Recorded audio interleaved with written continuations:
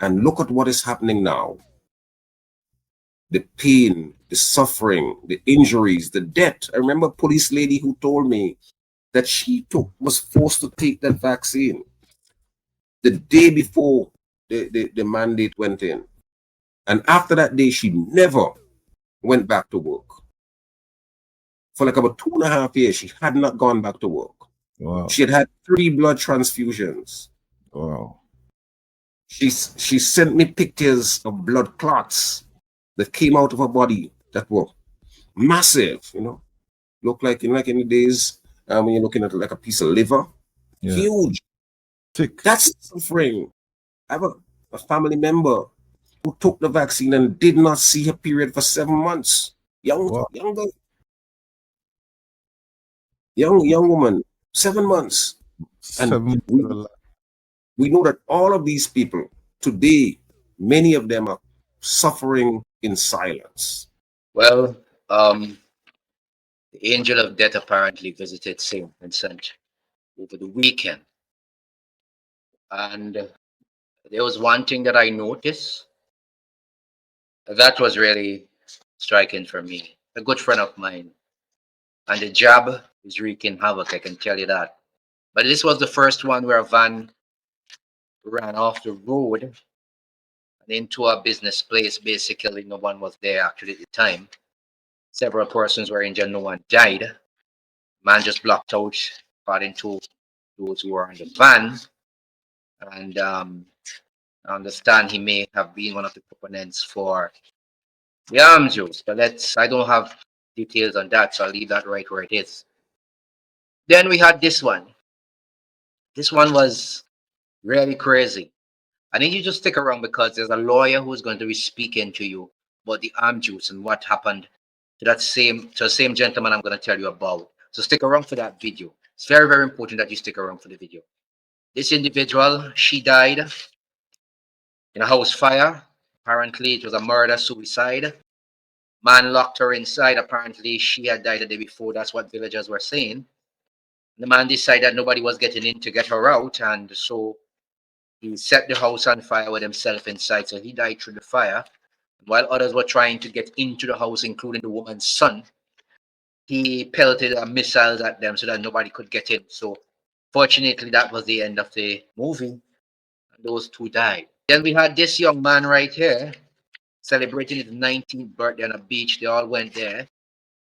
Took a head dive, apparently. I understand at a beach where people say they hardly have stones in that beach. It's just you may get poisoned if you go there, basically, on the water that come off of some of those hotels. But he just never came back up and they went looking for him, searching his friends. They couldn't find him. Coast Guard was notified. Coast Guard couldn't find him either. Next morning, which is Sunday morning, Coast Guard found the body floating in the same beach. So that's another one. Then you had this gentleman here who's a police officer, my good friend Bailey. Bailey had 2 strokes back to back. When I tell you all that juice is destructive, and for what these governments have done to people by forcing them to be taking these things that were never good in the first place to begin with, you understand why I stopped telling people about certain things, because people seem to get offended, and it appears there are people who will be willing to do it all over again if it comes, but that is their tabanka to deal with. I could only advise you as much as I can. So that is the way it is. Gonna play that video now with this lawyer. He's gonna be speaking about this jab, and he's from St. Vincent. He's gonna tell you about it. You need to listen to it, okay? Some people don't like to hear this, but in my estimation, the elephant in the room is the introduction of the COVID vaccine back in 2021, late 2021. Yeah. And that has caused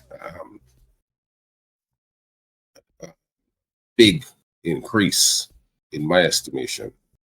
In fact, the increase was so bad that in St. Vincent and the Grenadines, the death number of people dying in a year became a state secret.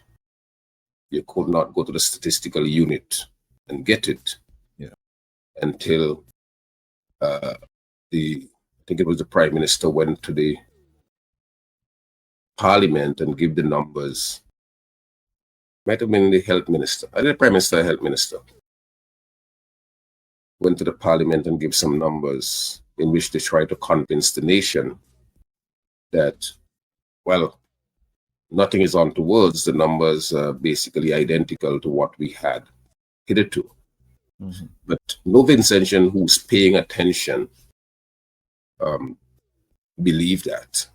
In fact, the evidence appears to be the contrary. Young children born or experiencing liver problems, organ problems. Older people are suffering. Older, I mean, like there's a almost a astronomical increase in cancers, turbo cancers, as they're called, where Cool. people are waking up one morning to find out that they are stage 3 and stage 4 cancers, and before they know it, they fall. The thing that prompted me to I thought about talking about this about a week and a half ago. I was distracted by something, Right. and I think that prompted me to deal with this morning is that I saw my good friend. I had not even known that he was ill, although I knew I had not been seeing him with the same frequency Mhm. daily. Succumbed to, I was told, that he had two strokes before, and he passed. And I spoke with a police friend of mine some months ago who indicated that a number of officers are having one issue or the other, and many of them are attributing it to the vaccine that they took, that they were compelled to take by the government of St. Vincent and the Grenadines back in 2021, 2022. My own view on this, that this is an unmitigated disaster. In many respects, it amounts to a crime. I know that it's harsh language, but it amounts to a crime committed against not only the people of St. Vincent, but the people of the world. A number of people, because of their tribal instincts, went ahead and were implored to take this vaccine. My party said it, to take it, and I would take it. I remember a good friend of mine, remember people believe that we are brothers actually, because apparently we look so much alike, says, well, if Prime Minister take 5, I'll take 6. Because for him, the Prime Minister is his chief. So people were encouraged to take it. And then other people, when the encouragement didn't go well, other people were forced to take it. Just remember that in St. Vincent and the Grenadines was the only country that commanded people and asked them to take it. Let us remember in April of 2022, when the volcanic eruption came, Honorable Parliamentary Representative for North Leeward and our current Minister for Tourism got on the wharf in Chateaubelair and told the people, this is not a drill. You're gonna take the vaccine if we're gonna allow you to be evacuated from a deadly volcanic eruption. And I have always implored the people to remember not to forget. Too much is happening. The pain is palpable. People are going to early death. And some of us are still keeping our heads in the sand as awestruck. Anytime you raise these issues now, you hear people say, well, it's the bad food that the people are eating. People were eating bad food for a long time. Mhm. People say, people who don't exercise tell you, well, too many of people don't exercise because all of this is part of a way of trying to convince people Mhm. not to keep their eyes on the prize and to look at the most important thing that may be causing all of this illness, all of this pain, all of this death. I can't remember before 2021 hearing about clots. And certainly, if people were hearing about clots, we were not hearing about clots, blood clots, in the frequency with which we are hearing it now. Oh, yeah. And I remember back in 2022 when I was told, when I was diagnosed, to the glee of the establishment, that I had COVID, which was actually a lie, and I'll explain to you why I know it was a lie. Wow. Back in 2022, um, some people celebrated the fact that I had contracted COVID. And then I know it's a lie because some months later, I went to my doctor. And, if you're infected with COVID, you would end up having the antibodies in you. Mhm. And when I went to my doctor, the doctor couldn't find any he did the antibody test and couldn't find any Mhm. which meant that I did not have COVID. Like so many people who Yeah. were being given the test, and the tests were off in so many different ways because they wanted to ramp up the numbers to say that people had been afflicted with COVID. But Mhm. the kind of death and destruction that this thing is causing.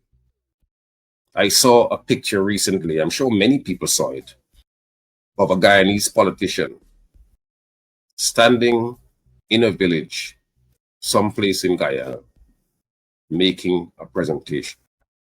And he fell flat forward, dead man. I'm not saying that these things never happened, but the frequency with which we have seen officials, politicians, bureaucrats, ordinary people, and particularly young sport people, Yeah. tennis players, soccer players, Football, cricketers, basketball players, and so on. basketball players collapsing and dropping on the ground. That is Mm. unprecedented.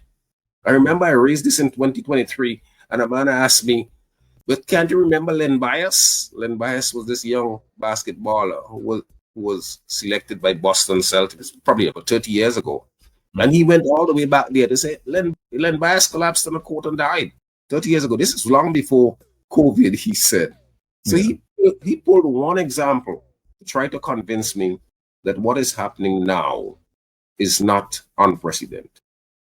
But people need to remember that none of this needed to happen in St. Vincent. And this is why I have said the Prime Minister and all of the others in his cabinet, some of whom I am convinced didn't take this vaccine, but try to convince the nation to take it. Mhm.